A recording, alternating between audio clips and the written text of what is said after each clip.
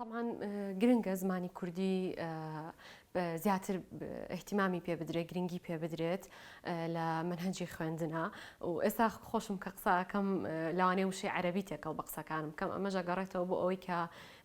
زمانەکەمان ڕەنگ بە دەوڵەمەند بێ بەڵام بە شێوەی پێویست بەکار نەهاتووە لە ناو ژیانمانە لە ناو منهەجی خوێندنمانە هەر لە قۆناغەکانی سەرەتاییەوانێ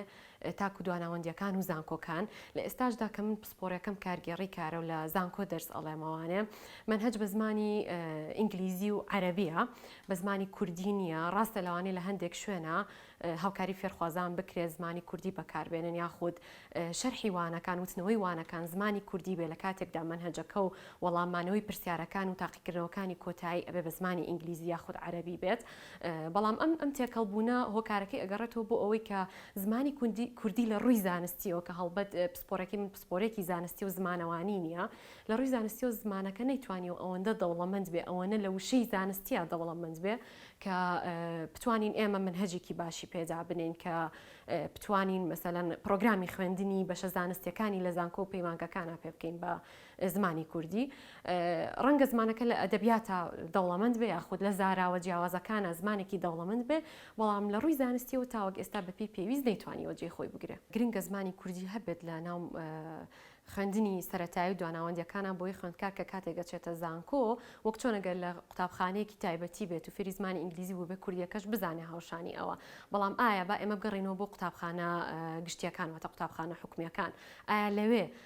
دەرسە زانستیەکان بە زمانی کوردی توانیویانە حەقی خۆیان بگەێنن لە ڕووی زاراوە و وشە و مستەڵەحاتی کوردیەوانێ پرسیارەکە لێرەیە ئێستا من ناتوانم لەسەر هەموو پسپۆرەکان قسە بکەم بۆ نمونە لەسەر فیزیا و کیمیا و زیندەوەرزانی ئەو بابەتانە قسە بکەم ڕەنگە هەر یەکێک لە شوێنی خۆیان پسپۆری خۆی باشتر شارەزا بێت بەڵام ئەگەر بگەڕێنەوە بۆ دواوانێک کە دە ساڵانی پێشووتردا قوتابخانە ئەهلیەکان بەو شێوەیە نەبوون لە وڵاتدا و زۆرینەی خەڵک لە مەکتەبی حکومیە بە زمانی کوردی ئەی خوێند ناتوانین بڵین ئێستاش توانیویانە سوودێکی ویان لە زمانەکە بینی بێت ڕەنگە ئەمەش هۆکارەکەی بگەڕێتەوە بۆ ئەوەی ئەوانەی کە تایبەتمەند بوون بەوەی منهەجدا بنێن لە مەکتەبە کوردیەکانە نەیانتوانیوە بەو شێوە چڕ و پڕە بەو شێوە پێویستە کە حەقی خۆی بن بە زمانە کوردیەکە ئێستا لەوانەیە کە ئێمە لە تەمەنێکان قسە ئەکەین بێک و ڕۆژانە گفتوگۆ ئەکەین یاخود پەرتووکێکە خوێنینەوانێ زۆر وشەی کوردی هەبێ نەیزانین یا ئاشنا نەبین پێی لە کاتێک ئاگەریەکێکی زمانزان کە لە زمانەوانی کوردی شارەزای هەبێ بێت پێمان بڵێ چۆنە وشانە نازانی خۆ کوردی زمانی خۆتە باشە ئەگەر من لە ناو خەڵکە لەسەر جادە و لە پەیوەندی کۆمەڵاتیەکانی خۆمان زمانەکە فێر نەبم لە خوێندنگاشدا بەپێی پێویست زاراوی پێویست مستەڵەحاتی پێویست وشە سازی پێویست فێر نەبوو بێتم لە کوردیە لە زمانی کوردی ئەی لەکوێ فێری بم ڕەنگە خوێندن بە زمانی ئینگلیزی بێت ئەو فێرخوازانی لەوێ خوێندن تەواوەکەن کوردیەکی تۆکمە نەزانن بەڵام لە هەمان کاتدا گەر بگەڕێنەوە بۆ قوتابخانە حکومیەکانیش کە خوێندن تایە بە زمانی کوردیە زمانەکە بای خۆی یعنی ئەوەندە بەهێز نەبوو توانی بێتی هەم لە ڕووی ئەدەبیاتەوە هەم لە ڕووی زانستی شەوانێ بە شێوەیەکی باش بچێتە ناو تاکەکانی کۆمەلگە و یعنی زانیاری فێرخوازەکان زیاتر بکات بچێتە ناو زانیاری فێرخوازەکانەوانێ و باگراوندی ئەوان بەقوتکە لە ڕووی زمانی کوردیەوانێ کە ئەگەر بگەڕێنەوە بۆ ساڵەکانی دواوە ڕەنگە زۆرینەی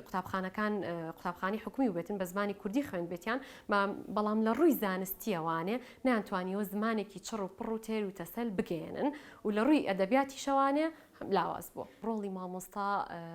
لەم بابەتەیە کە چنێک بتوانێت باڵانسێک ڕاگرێ لە نێوان زمانی کوردی و زمانی عەرەبی و ئینگلیزی کە زمانی دووەم و سێمە لە هەرێمی کوردستاندا بۆ خوێندن و بە تایبەتی لە زانکۆ پەیمانگەکاندا پێش هەموو شتێک نابێت ئەوە لە یادکەین کە مامۆستای زانکۆ خۆشی هەر لە قوتابخانە و خوێندنگایانەوە دەستی پێکردووە کە فێرخوازەکانی ئێستای لێبوون لە ڕووی زمانەوانێ مامۆستاکانیش هێندە دەوڵەمەند نین لە زمانی کوردیە بۆیە کاتێک یعنی هەمیشە قورساییەتە سەرشانمان کاتێک کە بەوانەکان لە زمانی عەرەبیەوە یاخود لە زمانی ئینگلیزی وەرەگەیڕێنە سەر زمانی کوردی بۆ فێرخوازەکان هەندێک کات خۆشمان ڕوبەڕووی ئەوە بینەوانێ وشێکی عەرەبیە ئینگلیزی ناتوانین کوردیەکەی بۆ بدۆزینەوە جا ئەمە گەڕێتەوە هۆکاری ئەوەی کە ئێمە دوو هۆکاری هەیە هەندێک لەو شەکان ئێمە ئاشنانین پێی و هەندێکیشیان بە تایبەتی وشە زانستیەکان بوونیان نیە لە زمانەکەدا یاخود ئەگەر بوونیان هەبوو بێت و ئێمە ئاگادارینین لە زۆر کۆنەوە بەکار نەهاتەوە مردووە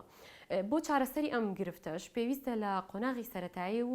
لە سەرەتاییەوە دەست پێ بکرێ، یعنی لە خوێندنگەکانەوە دەست پێ بکرێت لە ڕووی چێوانێ هەم لە ڕووی زانستیەوانێ منهەجی خوێندن لەوانە زانستیەکانە دەوڵەمەندتر بکرێت بە زاراوەی نوێ، هەمیش لە ڕووی ئەدەبیاتەوانێ بۆ نمونە وانی کوردی تەنها ڕێزمان و کۆمەڵێک شعر و پەخشان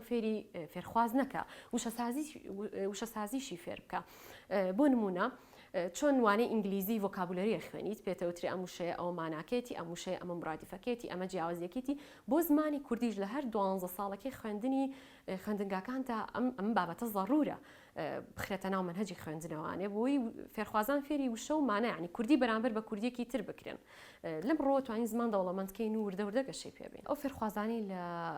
خوێندنگەکانەوە یەنە زانکۆ پەیمانگاکان واتە چنە قۆناغێکی تر خوێندنیانەوە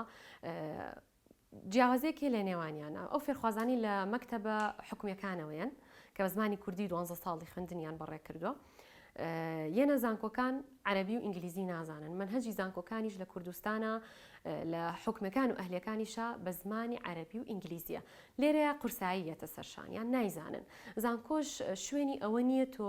فێرخوازەکە فێری زمانکی لە پێشە، تەنها چەند زانکۆیکی ئەهلی لێ دەرچێت کە فاوندیشنیان هەیە، واتە چەند کۆرسێک یاخود چەند سمستەرێک فێرخوازەکان فێری زمانەکان، پەیمانگاکان ئەمەیان نییە، زانکۆ حکومیەکان ئەمەیان نییە. بۆیە پێویستە لێرە فێرخواز پشت بەخۆی بەستێت و مامۆستاش ئەوەی لە توانایە هەبێت لە دەرسا تەرجەمە ئەکاتەوە سەر زمانی کوردی لەگەڵ قورساییەکانە کە هەنێک وشەی بۆ تەرجەمە ناکرێ. ئەمە ئەو قورساییانن کە ڕوبەڕووی فێرخوازانی مەکتەبە حکومیەکانە بنەوە. ئەو فێرخوازانش کە لە خوێندنگە ئەهلیەکانەوە یەنە زانکۆ پەیمانگاکان لە ڕووی زمانی ئینگلیزیەوە، چونکە مەکتەبە ئەهلیەکان زۆربەی بە زمانی ئینگلیزیە، لە ڕووی زمانی ئینگلیزیەوە کێشەیەکیان نییە، یعنی هەڵکردنیان لەگەڵ خوێندنیان بەو زمانە ئاسانترە، ڕایەن لەگەڵیا و کێشەی زمانیان نیە، تەنها مێنێتەوە سەر ئاستی علمی کە ئەوەش لە فێرخوازێکەوە بۆ فێرخوازێکی تر جیاوازە بەبێ جیاوازی لە بینی ئەهلی و حکومیە. ئەمە لە ڕووی زمانەوانێ، یعنی فێرخوازەکانی کە لە خوێندنگە ئەهلیەکانەوە هاتوون ئاسانترە توان کۆنتترۆڵی بابەتەکان بکەن. بەڵام لە ڕوویەکی ترەوە ئەوان زەرریان پێگەیشتووە، ئەوەش لە بابەتی معلوماتی عامە لە ڕووی زمانی کوردیەوانێ و خوێندنەوەی گشتی لە ڕووی زمانی کوردیەوانێ بەدەر لە بابەتە علمیەکانی تایبەت بە زانکۆ. لەم ڕۆوانێ فێرخوازانی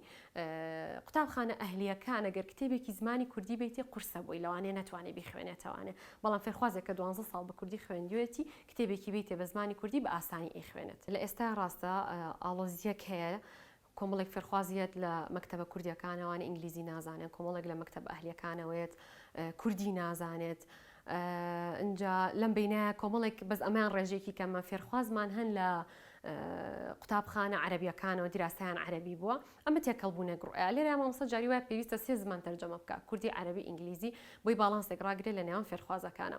بۆ باشترکردنی ئەم بابەتە پێویستە لە خوێندنگە ئەهلیەکانە زیاتر احتیمام و گرنگی بە زمانی کوردی بدرێت و لە خوێندنگە حکومیەکانە زیاتر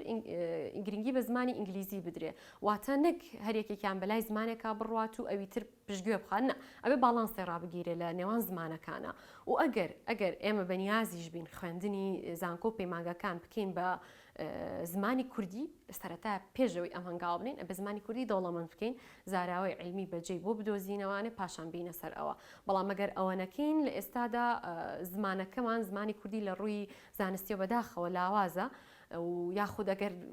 مستەڵەحات وشەی باشیشی هەبێ ئێمە پێی ئاشنانین، لەوانەیە قورس بێگەر بڕۆینە سەرەوەی هەموو منهەج و خوێندنی زانکۆ پەیمانگەکان بێ بە زمانی کوردی، بەڵام ئەکرێ لە داهاتوودا کاری لەسەر بکرێت.